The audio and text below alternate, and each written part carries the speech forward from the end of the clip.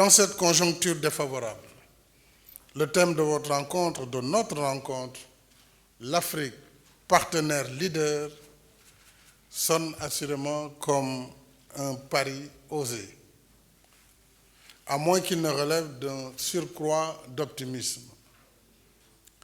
Il faut de l'optimisme pour relever les défis. Et nous le savons, ces défis sont nombreux sur le continent.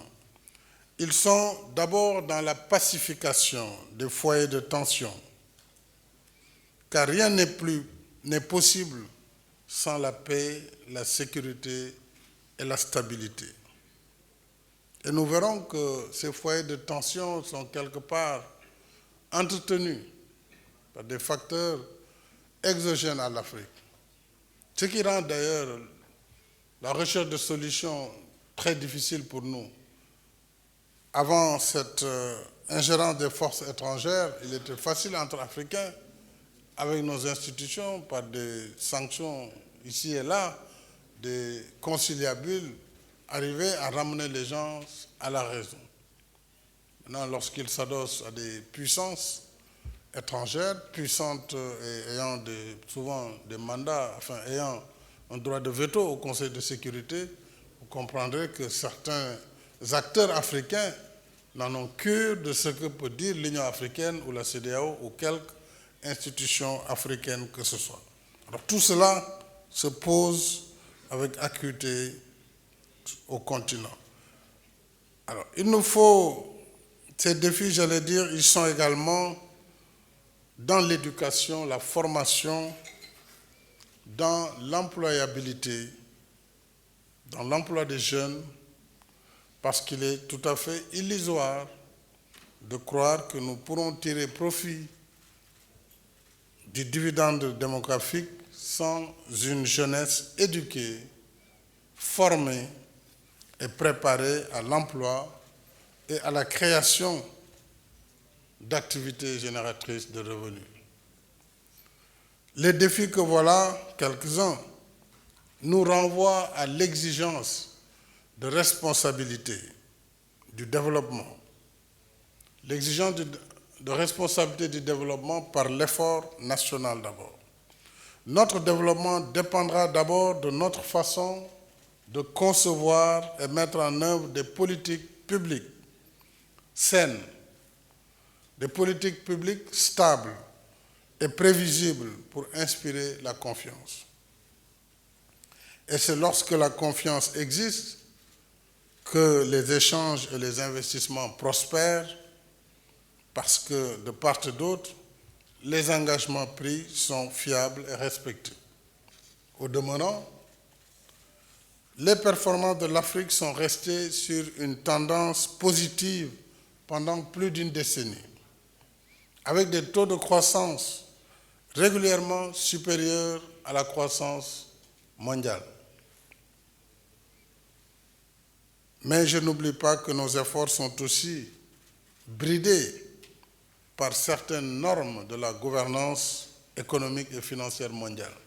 Je crois que l'expert Jean-Claude Trichet l'a dit tout à l'heure dans sa communication, en parlant de la nécessité pour l'Afrique de favoriser, tel que nous l'avions préconisé également avec le Cercle, les économistes et le centre de l'OCDE, mettre en place un mécanisme de stabilisation financière pour l'Afrique, comme l'ensemble des continents du reste. Ce ne serait que justice.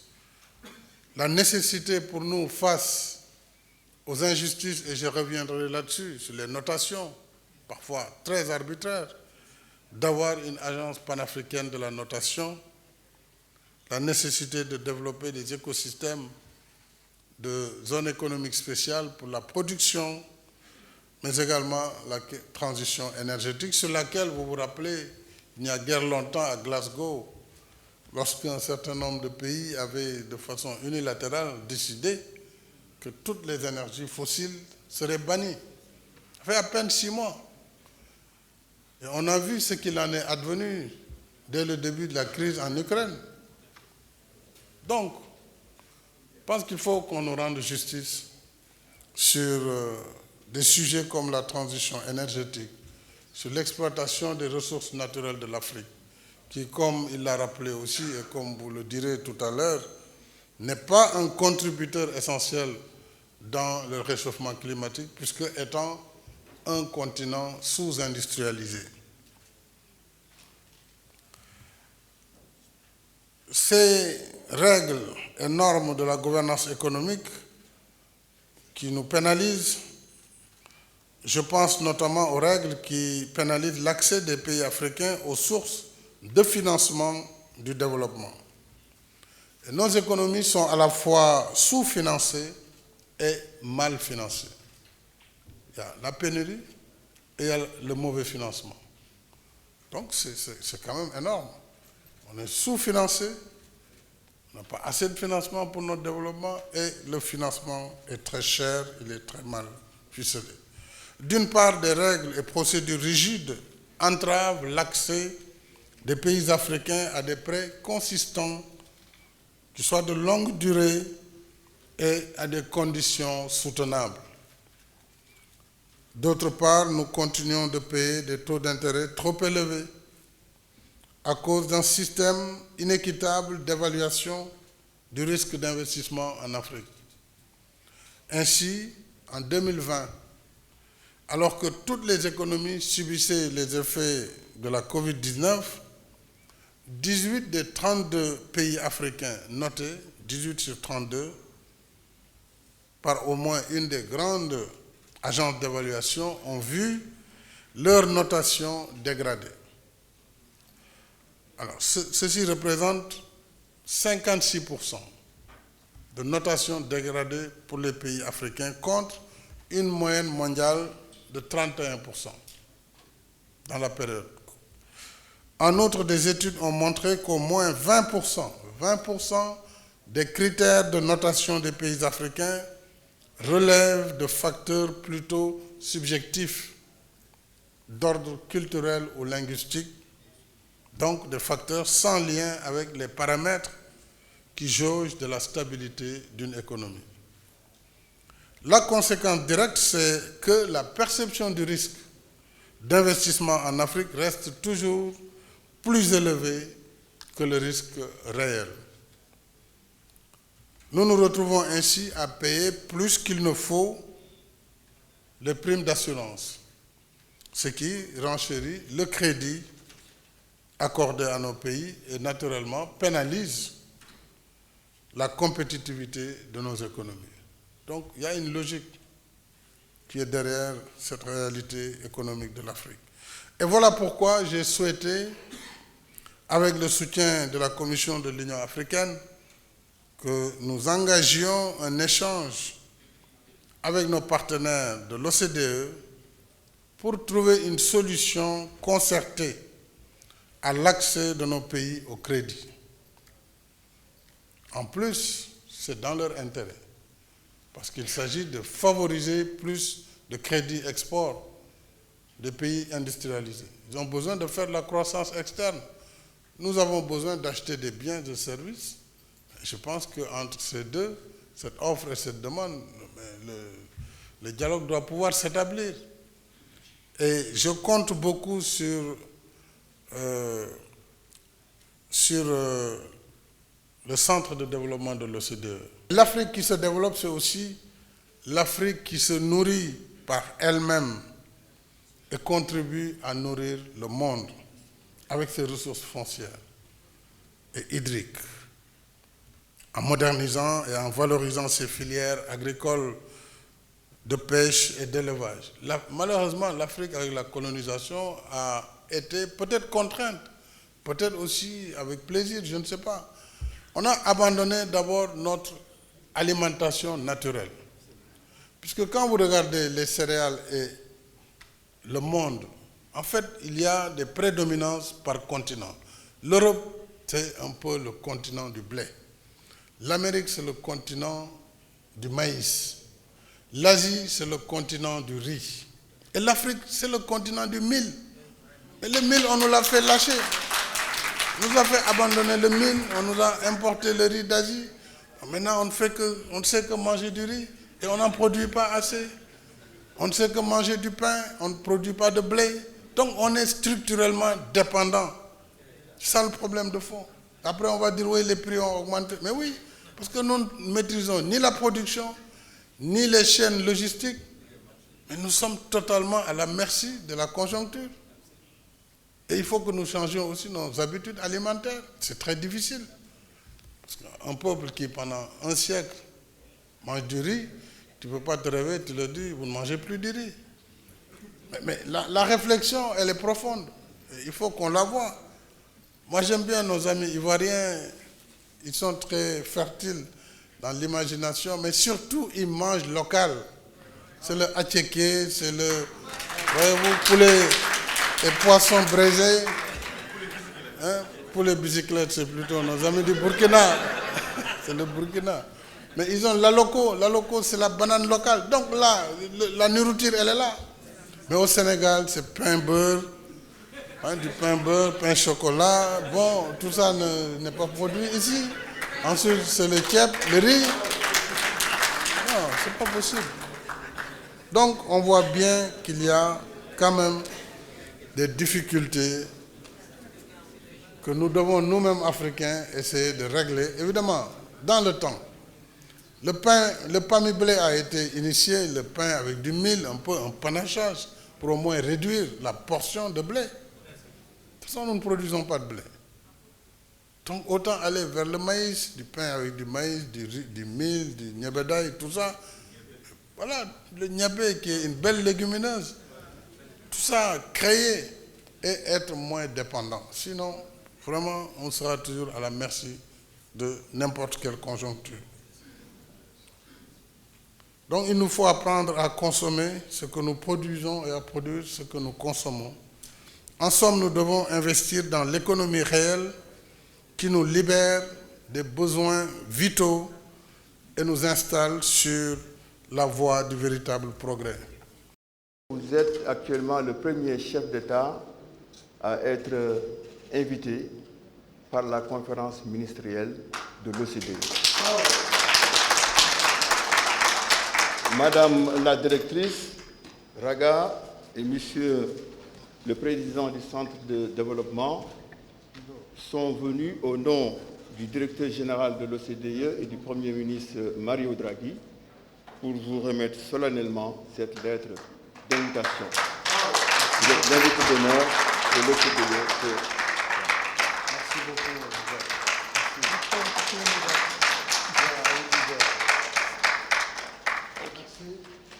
Sur vos priorités, vos orientations que vous nous aviez données, l'Afrique que nous voulons, c'est-à-dire une Afrique prospère, à partir d'une croissance inclusive et durable, une Afrique unie et intégrée, fondamentalement ancrée sur les valeurs de la Renaissance africaine et du panafricanisme, une Afrique où la paix et la sécurité figurent, une Afrique où la démocratie, les droits de l'homme, la bonne gouvernance figurent sur le tableau de bord, mais aussi une Afrique où cette croissance, comme vous l'avez dit tout à l'heure, est portée par les jeunes et les femmes, et enfin une Afrique partenaire qui joue un rôle dans la gouvernance mondiale. Et pour cela, vous nous aviez décliné des idées fortes pour la stabilité financière. Jean-Claude Trichet en a parlé tout à l'heure, nous en avons discuté d'une manière approfondie avec des économistes sur le mécanisme africain de stabilité financière, avec des objectifs précis. Objectif de lever des fonds à titre concessionnel, taux d'intérêt bas, durée longue. Objectif de soutenir le système bancaire vulnérable, souvent, à cause des chocs endogènes et des chocs exogènes, qui nécessitent un soutien des banques et des petites et moyennes entreprises. Mais objectif aussi de protéger nos économies contre les spéculateurs. Quatrième dimension qui pourrait s'ajouter à cet objectif, c'est de régler quand même le problème de la dette avec des instruments de quantitative easing. Monsieur le Président de la République, vous avez préconisé la création d'une agence panafricaine de notation qui se justifie aussi parce que le risque affecté à l'Afrique est souvent surévaluée, exagérée, qui nous pénalise. J'expliquais la dernière fois à l'OCDE qu'il faut qu'ils réfléchissent un peu pour trouver une solution définitive à cette question, parce que l'OCDE aujourd'hui est perçu par une certaine frange de la population africaine comme des gens qui creusent le fossé entre les pays africains et les pays développés. L'exemple que j'avais donné, j'ai dit, quand le coût du capital est supérieur au taux de rentabilité interne d'un projet, l'activité elle est morte avant d'être née. À cause du coefficient de risque qu'on affecte aux pays africains, on prête de l'argent à nos entreprises à des taux dithyrambiques. Et aujourd'hui, si ces entreprises n'arrivent pas à respecter leur engagement, bien, elles tombent en faillite. Et ça me fait réfléchir, Monsieur le Président de la République, pour une parabole d'un entrepreneur africain en confiant son entreprise à son fils, lui disait, « Mon fils, il faut te souvenir d'une chose. Tu peux toujours te mettre à genoux, prier et dire « Mon Dieu, pardonne-moi, je ne savais pas ce que je faisais. » Mais à ton ami banquier, tu lui diras « Mon ami, pardonne-moi, je ne savais pas ce que je faisais. » Mais il te dira « Heureusement que tu m'as donné ton titre foncier. » C'est important.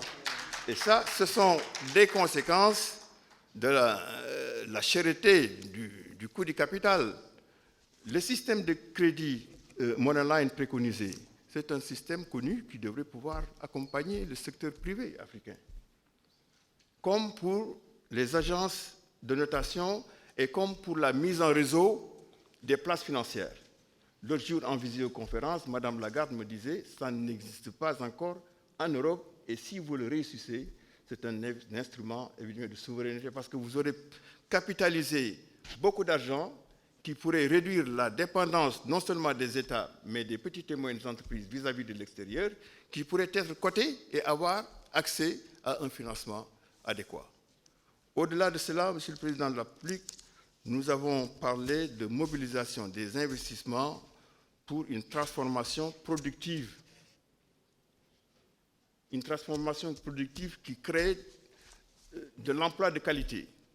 Je rappelle que cette transformation productive est un élément essentiel de l'agenda 2063 de l'Union africaine, qui se définit comme un processus d'apprentissage continu, d'innovation, d'innovation. D'accord, je sais que vous êtes pressé. Donc, Jean-Hervé, nous allons essayer de libérer Monsieur le Président de la République en donnant la parole au Tidjane Thiam au moins pour qu'il l'écoute et puis avant qu'il ne parle. Merci Monsieur le Président de la République. And we were expected to continue that recovery in the current year. However, we have been faced by a series of challenges in that recovery.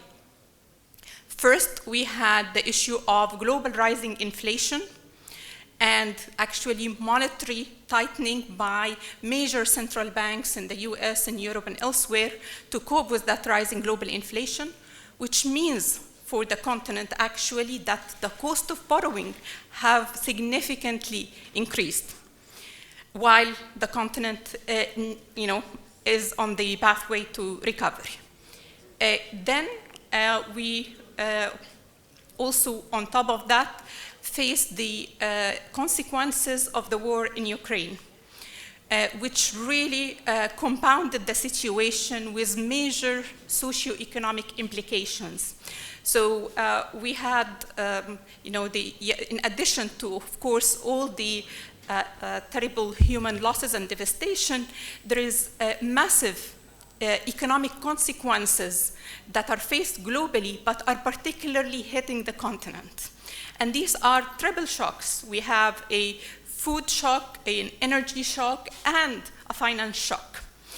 Just to put it in context, we have actually the highest level in terms of food prices we've seen in over 3 decades, we have also seen the energy hitting levels that were the highest since 2008, and then moderating a bit. Now they are the worst since we've seen since 2014. So the size of the shock is huge. We've seen that also in terms of the increases in food prices and energy prices, and the prices of fertilizers. And all these have consequences, particularly for the continent. So if we take into account the fact that in the continent, households tend to spend majority of their expenditure on food, average 42%. This is significantly higher than elsewhere, and in some countries, actually, it's more than 70%. For example, in Angola and South Sudan. So what all this translates into is that this crisis is particularly hitting the most vulnerable, putting them at risk, and actually increasing the risk of hunger and undernourishment, which already was escalated during the pandemic. And at the same time, the continent and policymakers, as His Excellency the President had referred to earlier, don't have the type of space and tools that advanced countries had in terms of dealing with the pandemic. So they really had to struggle with very difficult policy choices in terms of what they need to do to cope with the pandemic.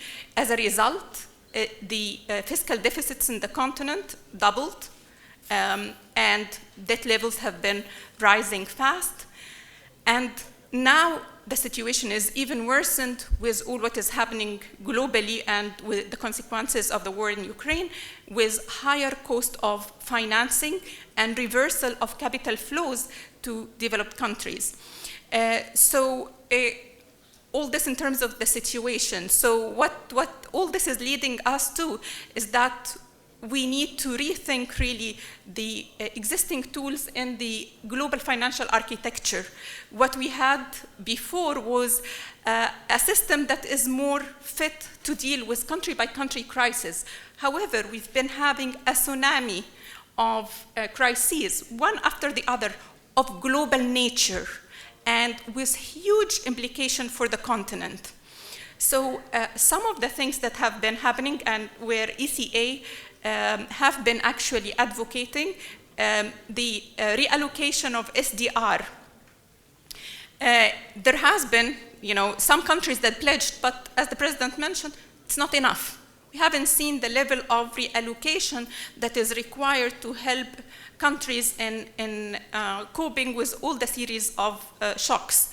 But also we need to have these SDRs channeled through regional multilateral development banks, such as the African Development Bank and other regional multilateral development banks, to actually benefit from leverage so that these SDRs create more scale.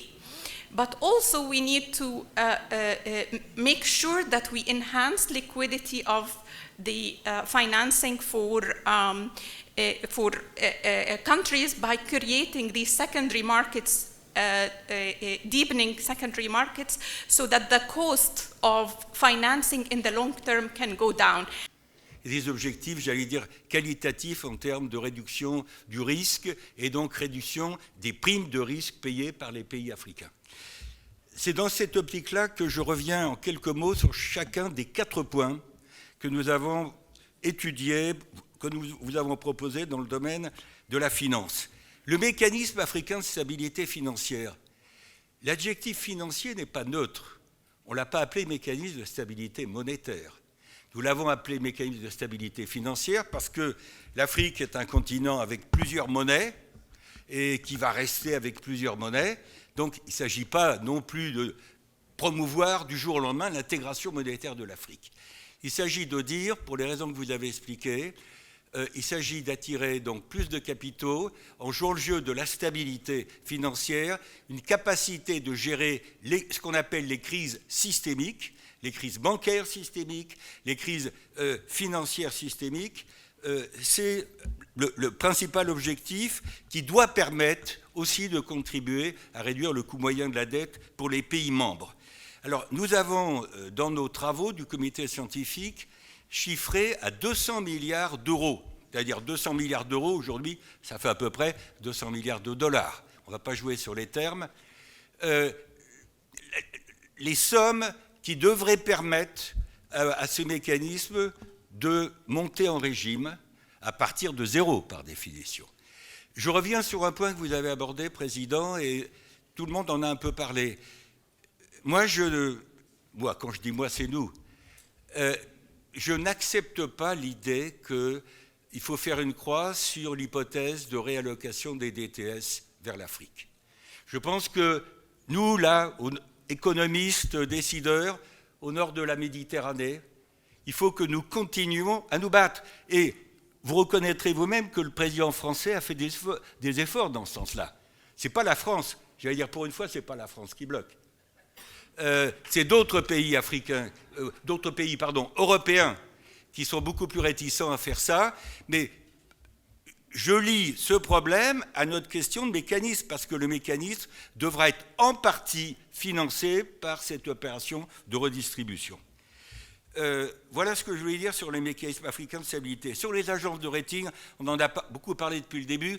Moi, je pense que, et Jean-Claude Trichet l'a évoqué, il faut que ça soit perçu comme étant non pas une rupture, ou, j'allais dire, la guerre ouverte vis-à-vis de Standard & Poor's, Moody's et Fitch. Il s'agit de travailler ensemble. Il y a 4 agences de rating en Afrique qui existent et qu'il faut saluer. L'idée, c'est de faire une grande agence de notation de nature privée, mais en quelque sorte qui va monter en régime grâce à des initiatives de place.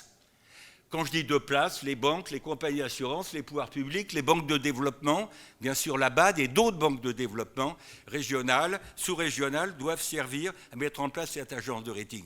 Il faut qu'elle travaille avec des critères qui soient aussi moins défavorables aux pays africains. Je le dis parce que je crois que ça n'a pas été explicité tout à l'heure. Quand je dis moins défavorables, le fait de mettre en bonne place les critères extra-financiers, et on rejoint aujourd'hui les problèmes de lutte contre le changement climatique, ça doit être aussi un des leitmotifs de cette agence panafricaine de notation qui doit aussi contribuer à réduire le coût du risque. Le troisième aspect, j'insiste pas, il est plus technique, mais en fait, il est aussi politique comme les autres aspects, c'est prendre des mesures de garantie pour réduire le coût moyen de la dette. Je voudrais dire un mot sur le 4e point, c'est-à-dire le réseau de places financières. Madame Lagarde, que vous citiez tout à l'heure, a raison de dire que l'Afrique peut réaliser ce qu'on n'a pas réussi à faire, nous, en Europe, dans les schémas de coopération des places financières, à une exception, c'est que vous avez, je n'ai pas dit le modèle, je dis l'exemple. Je ne confonds pas exemple et modèle. D'Euronext qui rassemble un certain nombre de places financières européennes. Je pense que dans un contexte où depuis 40 ans, on aborde le problème de l'émergence des places financières en Afrique, il faut dépasser la concurrence.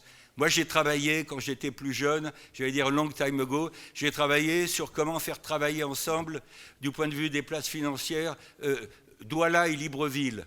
Et j'expliquais à mes interlocuteurs ici et là que finalement, pas grand-chose, plus pas grand-chose du point de vue des places financières, au bout du compte, ça ne fait pas beaucoup plus que pas grand-chose. Et donc, je crois qu'il faut jouer la complémentarité, les économies d'échelle, la coopération y compris avec les régulateurs. Je termine en disant que dans notre esprit, mais je crois que vous l'avez dit, et réaffirmé à plusieurs reprises, tout ceci doit se faire sur une base de volontariat. Il ne s'agit pas d'imposer d'en haut des schémas. Les pays africains qui rentreraient dans le mécanisme africain de stabilité financière, qui seraient, j'allais dire, partie prenante à l'agence de notation panafricaine ou qui seraient dans le réseau des places financières, Afrique de l'Ouest, Johannesburg, les places d'Afrique de l'Ouest, ça doit se faire sur une base volontaire et je pense pour ma part que les pays membres, beaucoup de pays membres africains, rentreraient dans ces dispositifs sur une base volontaire, donc pas contrainte, à partir d'une simple analyse coût-avantage sur les différents sujets que nous avons abordé avec vous et sous votre égide, et grâce au docteur Cheikh Kanté, je dirais, c'est assez facile pour pas mal de pays d'envisager que les avantages de la participation à ces schémas coopératifs l'emporteront très facilement et assez rapidement, sans attendre le long terme, sur les inconvénients. Merci de votre attention. Nous nous connaissons mieux nous-mêmes et nous avons désormais les voix, comme la vôtre, Monsieur le Président, et ça, ces éléments de rupture de l'ignorance, c'est très important. Si vous voulez, moi, je parle tous les jours avec des investisseurs qui disent « mais enfin, quand même, le risque africain a encore énormément augmenté cette saison. Vous vous rendez compte, voilà ce qu'a fait l'Érythrée, voilà ce qui s'est passé au Mali 2 fois, voilà ce qui aurait pu se passer en Guinée-Bissau. » Oui, mais 5 pays pesant moins de 5% du PIB du continent ne doivent pas nécessairement être perçus comme l'étalon de mesure des 50 autres ou des 49 autres qui sont évidemment dans des situations très différentes. Si vous voulez, il faut bien admettre que dissiper l'ignorance, c'est quelque chose qui progresse assez vite, mais malgré tout, c'est aussi un peu un rejet de Sisyphe et on va avoir besoin de beaucoup de leaders, Monsieur le Président, comme vous. Deuxième chose, il existe déjà un début d'agence de rating. Wara est une agence de rating sénégalaise qui est désormais en partenariat avec la première agence africaine, qui est sud-africaine. Il y a une agence de qualité au Nigeria. On est déjà dans le début d'une consolidation. Donc, l'idée du professeur de Boissieu, elle est en marche. Je ne sais pas s'il faut dire en marche, mais il y a quelque chose comme une dynamique. Monsieur le Président, pour abaisser la prime de risque qui est de façon indue dans les taux que nous payons, il faut développer des mécanismes d'assurance. Nous avons de plus en plus de mécanismes d'assurance qui fonctionnent, mais il faut les faire passer à l'échelle. ATI ou Africa Guarantee, ou le FAGAS, ou le FSA, nous avons maintenant à passer à l'échelle. Nous avons essayé de les rapprocher. Mais nous avons le métier et le professionnalisme de l'assurance. Le rehaussement de crédit, c'est un métier. Et ça permet de baisser les taux. Et on constatera, comme dans le cas de la MIGA, l'instrument d'assurance qui est souscrit par nos pays sur le risque politique, on constatera qu'on ne tire pratiquement jamais la MIGA. En réalité, l'avantage de passer non pas par des taux exprimant un risque théorique, mais par quelque chose qui est un mécanisme assurantiel professionnel, qui soit privé, public, semi-public, et des caisses de garantie à l'intérieur même de nos pays pour rehausser le crédit de nos PME, et on peut le faire même pour les entreprises du secteur informel. Franchement, c'est quelque chose qui a commencé, il faut le faire passer à l'échelle, mais ce n'est pas une idée, si vous voulez, ça n'est pas, comment dire, une sorte d'espérance vaine, un plaidoyer pour les années qui viennent. C'est quelque chose qu'il ne faut que dynamiser aujourd'hui, et ça existe. C'est pour ça que je vous dis, les pierres ont été posées. Monsieur le Président, dans la tragédie du Covid, on s'est rendu compte que la finance de masse, c'est ce qu'on appelle la microfinance, et que c'est une façon d'atteindre nos populations, de les solvabiliser et de donner du pouvoir d'achat et de donner du fonds de roulement au secteur informel qui est notre premier employeur. Et du coup, on a admis dans l'UMOA, au guichet de la Banque centrale, à 2,5%, le refinancement direct des meilleures institutions de microfinance. Surtout que l'on conserve cela qui était une mesure d'urgence, surtout qu'on l'étende, parce que, Monsieur le Président, c'est une façon d'abaisser les coûts de façon drastique du véritable accès au crédit de nos TPE, de beaucoup de nos PME et de nos ménages. Donc, il y a eu des mesures qui sont nées de la crise, il faut qu'elles deviennent pérennes. Stop, c'est, je crois comprendre que dans toutes les langues, ça veut dire qu'il faut que j'arrête. Alors, avant, non, n'applaudissez pas. Je veux dire, Monsieur le Président, vous venez de faire la preuve en infrastructure avec Meridiam qu'il y a des financements nouveaux pour des services nouveaux. On vient de faire la preuve dans ce pays qu'en finance climat, vous avez réussi à Bokhol, où j'étais votre témoin, vous avez réussi à montrer qu'on peut changer vite le mix énergétique. Nous avons donc de nouveaux instruments de finance.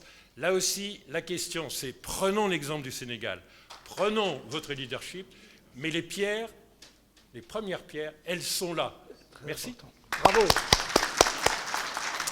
Bien, je propose d'abord un grand merci, mais on va dans la conclusion, en 10 secondes, on va revenir sur ce que tu viens de dire. Je propose que M. Zez veuille bien se diriger de Bloomfield Investment. Il est président et il est très compétent. Merci infiniment. Excellence, Monsieur le Président, je suis très honoré d'être invité par vous et très honoré de parler devant vous. Je voudrais vous remercier pour cette invitation, remercier le docteur Kanté et son équipe d'avoir organisé cette très intéressante plateforme. En tant qu'agent de notation panafricaine, je voudrais vous dire que nous suivons de très près cette nouvelle dynamique en termes de leadership que vous instaurez dans l'Afrique, ce nouveau leadership, nous le suivons. Je voudrais très rapidement, et je crois qu'on n'en a pas parlé suffisamment, des agences qui existent déjà. Dans Bloomfield, nous existons depuis 15 ans. Basés en Côte d'Ivoire, nous intervenons quand même dans 20 pays en Afrique, donc je considère que nous sommes panafricains. Nous sommes même un peu plus que panafricains, nous sommes internationaux parce que nous intervenons en France et en Angleterre. Donc nous notons des banques en France, nous notons des assurances et des fonds de garantie en Angleterre. Et alors, je pousse pour suivre un peu le pas de Tidjane Thiam, mon concitoyen. Nos agences, justement, ont été créées. Bloomfield a été créé justement pour pallier aux biais créés par les agents de notation internationale. C'est la raison pour laquelle nous notons en monnaie locale.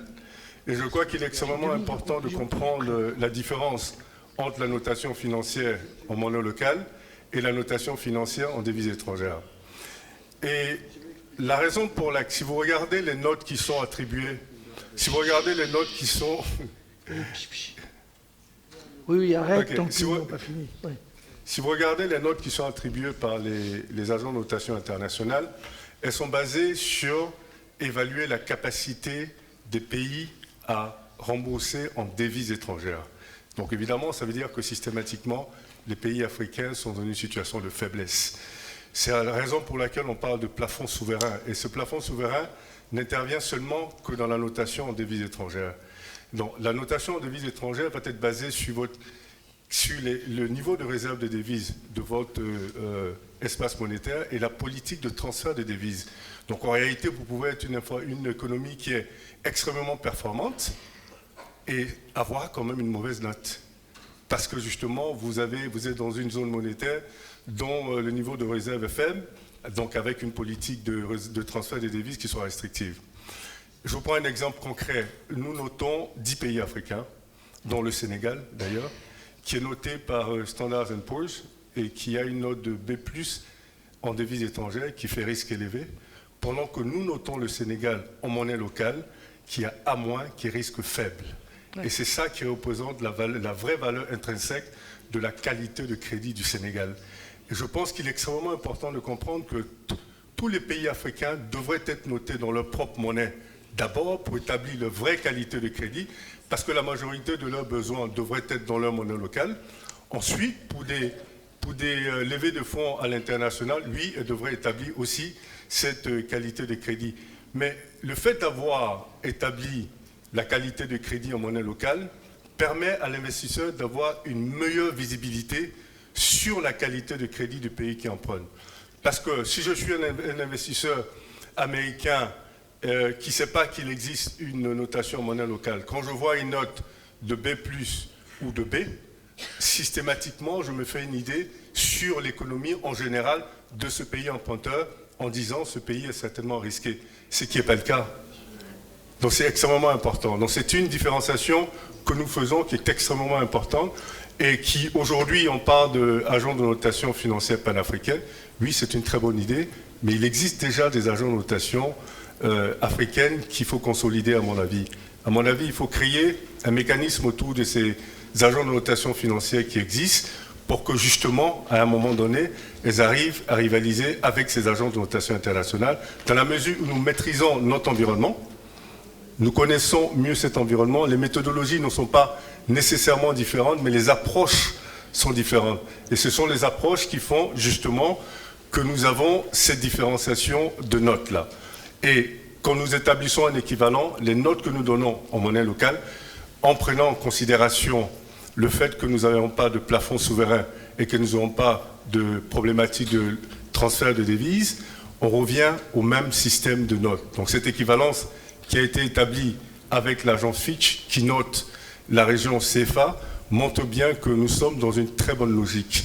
Et ça, je voulais le signer avec force parce que je pense que c'est extrêmement important. Ambition, rêve, réalité, qui est né d'un modèle économiquement viable, socialement équitable, écologiquement reproductible. Parce que, Monsieur le Président de la République, mon professeur Christian de Bassieux me disait souvent qu'il faudrait interroger l'histoire pour avoir des repères.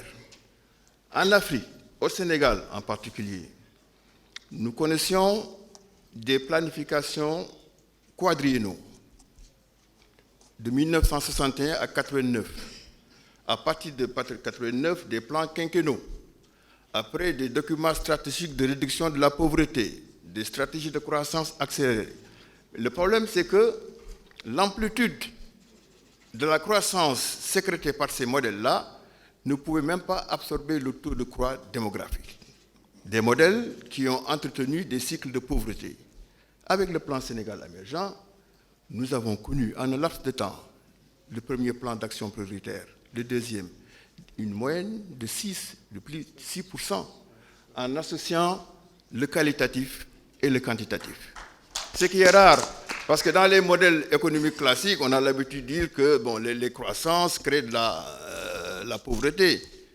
Mais aujourd'hui, je pense que vous êtes devenu un champion de la justice distributive, pour paraphraser Aristote et Platon. Monsieur le Président de la République, vous avez encore raison dans vos idées, parce que l'Afrique est en train de traverser des problèmes que l'Europe et l'Amérique ont traversés il y a des siècles. Monsieur le Président de la République, le premier mécanisme financier, instrument privilégié pour régler les questions de dette, a été créé en 1694 par le roi Guillaume d'Orange. Oui, racheteur en dernier ressort, pour créer les conditions définitives, parce que déjà en 1916, la dette de l'Angleterre sur le PIB était de 250%, en 1946 de 300%. Mais avec ce mécanisme, ils ont toujours pu non seulement rembourser des dettes, mais avoir une croissance inclusive et durable.